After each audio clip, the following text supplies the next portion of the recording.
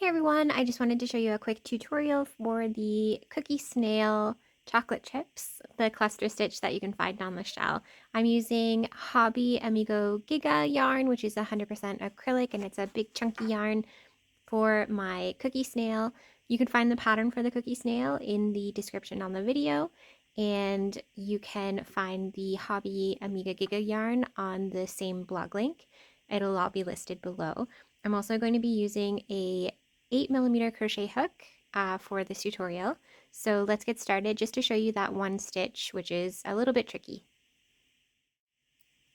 The cookie snail is made with single crochet stitches, but there is one cluster stitch that you have to do, and I'm just going to give you a quick tutorial on how to do that just so you can see the color change and how to complete that cluster stitch, which turns out to be the chocolate chips on the cookie.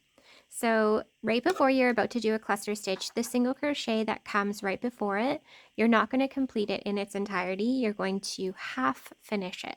So that means that you're going to insert for a single crochet, yarn over and bring up your loop.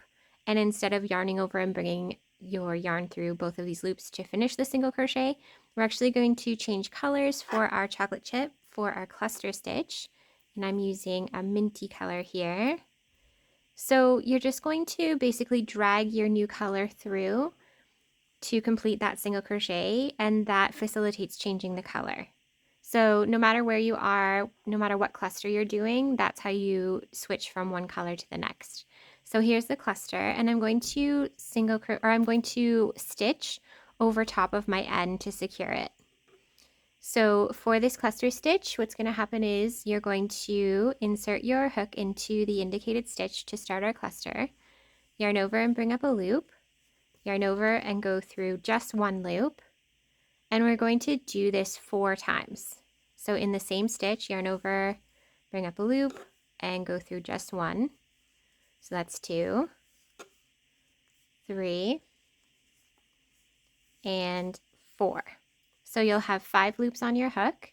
Now, the next stitch on our pattern is going to be a single crochet in our bee colored yarn, so bee for the shell. So we want to switch back to our old color. So you're just going to grab that working color and drag it through to finish your cluster stitch through all 5 of these loops.